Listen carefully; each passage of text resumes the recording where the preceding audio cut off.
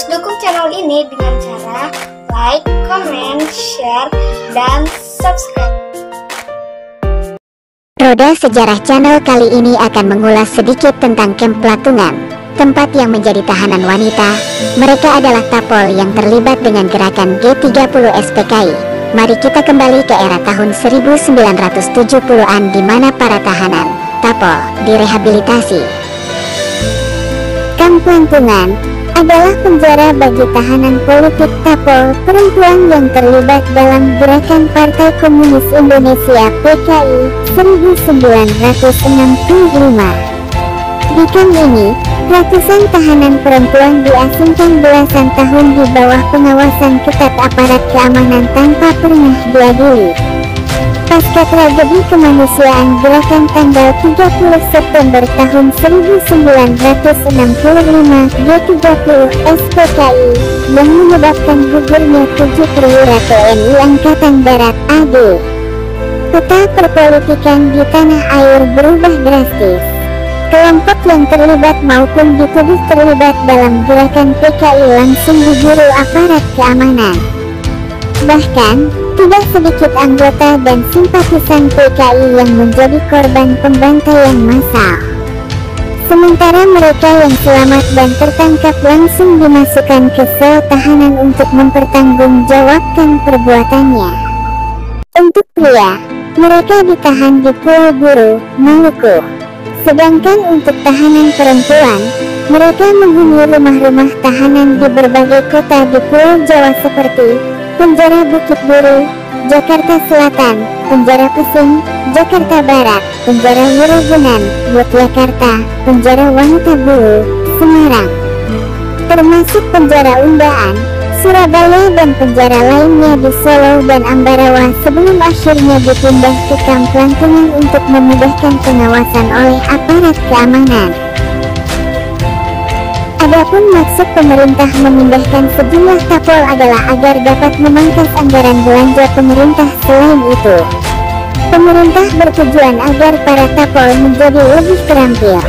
Bekal keterampilan nantinya dapat digunakan ketika Tapol kembali ke kehidupan masyarakat luar.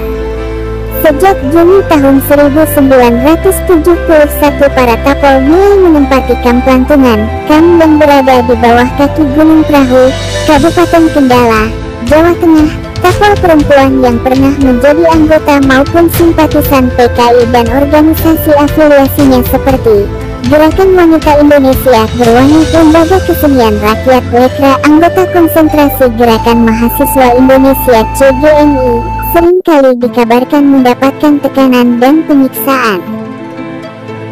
Kamp Platungan sendiri memiliki 6 blok besar yang dipagari dengan kawat berburu yakni Blok A, B, C, D, E, dan F. Setiap bloknya berbentuk 4 persegi panjang dengan dinding tembok dan lantainya terbuat dari plesteran semen. Bagi tahanan yang masuk dalam klasifikasi berat seperti dosen, seniman, guru, tenaga kesehatan maupun profesi lainnya yang memiliki nama besar dan dikenal publik dikategorikan dalam golongan B. Mereka ditempatkan di blok C. Hal ini sesuai dengan instruksi Presiden Impres nomor 13 Kodam 7/1966. Tahanan golongan B adalah mereka yang terlibat secara tidak langsung dengan perencanaan pengkhianatan terhadap negara.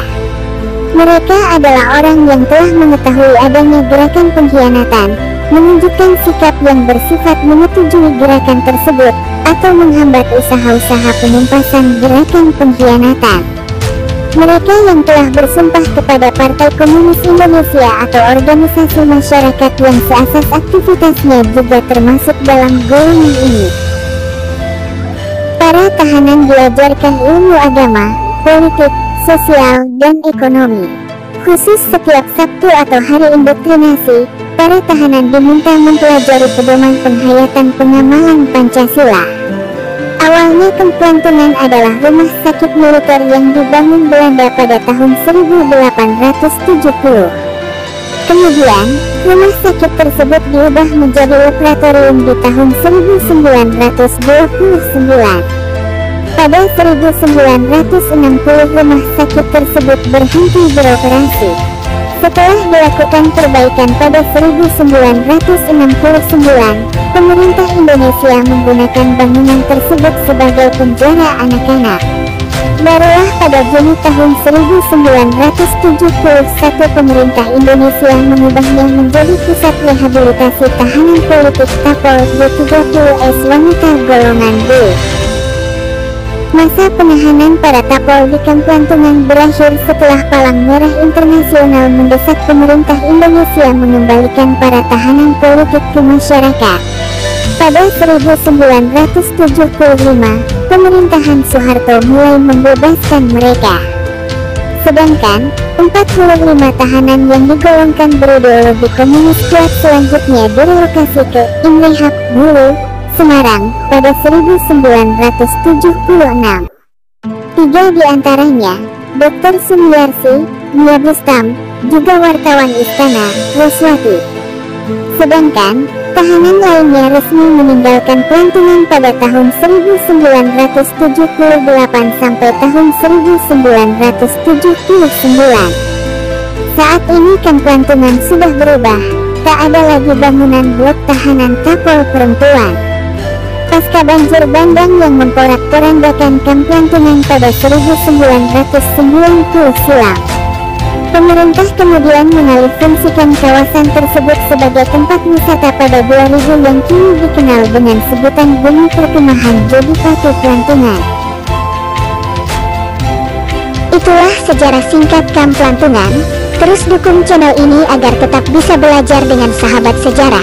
Caranya mudah dan pastinya tidak bayar. Cukup subscribe, like, komen, lebih baik lagi jika sahabat share. Terima kasih.